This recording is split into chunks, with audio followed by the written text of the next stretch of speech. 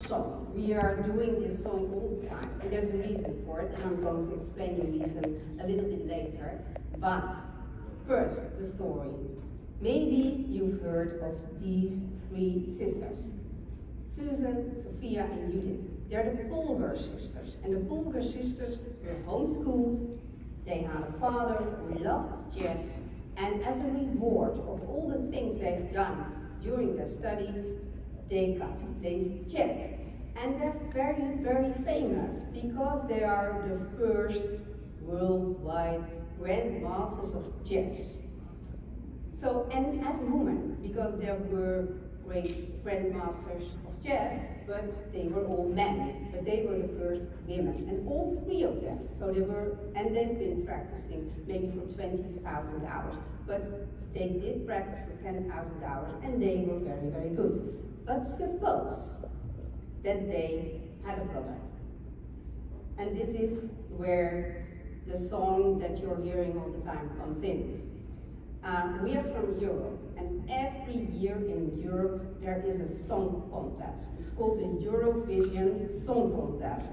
And well, there are songs selected, and you can win the prize of the best song in Europe. You probably won't, you won't have heard about the song contest in Europe. Oh, some of them did. They just had it. They just had it, yeah. Oh, you just had it. But it's in the United States, not in Europe. No, we heard the news that they won. It was on the news. Oh, Switzerland won, but we could have won. Yeah.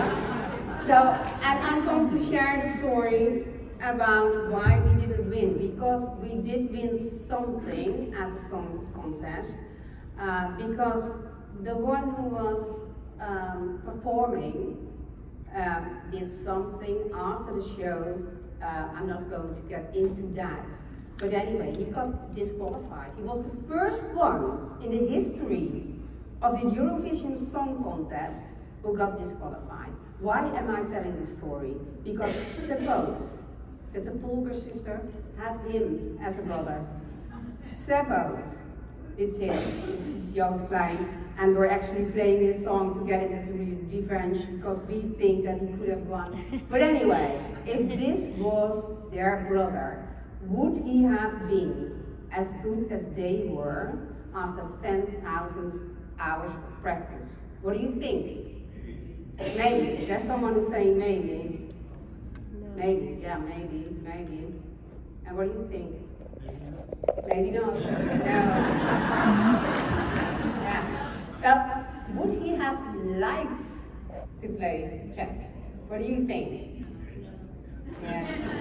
Oh, this is the maybe room. Yeah. Okay. Well, anyway, I don't think he would have done a good job at playing chess. I think he's a much better singer. And research says that it's not just that you are doing the 10,000 hours, but you also have to do it with some joy. And you also have to know that it's like a reward for the things that you are doing. So you need a why. Daniel Pink was also talking about the why. We don't need to say what, but we need to say more, why are we doing this? And they knew why, because they were a nice family. They wanted to spend some time together. And it was a reward for them after hard labor school. So the researchers did a research with lab rats, and what they actually did was releasing the acetylcholine flow for a group of rats, and they had to do a very difficult task. They had to find some sugar, and when they practiced a lot, they could have found the sugar more easily. But the two groups, the rats that got the acetylcholine from the exercise and the rats who didn't, there was a big difference.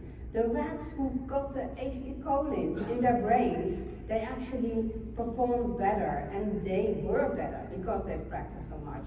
But the other rats, no, nothing happened. So, we can conclude maybe this. I'm not quite sure. But anyway, We need a why. We need a reward, because otherwise 10,000 hours of practice isn't that good. It won't help you. So, for you, the next exercise, find your brain friend and think about what drives you at work, what you really like. For instance, I hate meetings. I actually do. Do you? Is there someone in the room who loves meetings? I ask because then we have to talk later on. But I hate them, but I do them anyway because they're necessary to do sometimes. But there are other things that I really love, and that's like exercising, writing. Sometimes I love to be on stage. Sometimes not before I go on stage, but afterwards. That drives me to work. So share your thoughts for 2 minutes. What drives you to work? What do you really like?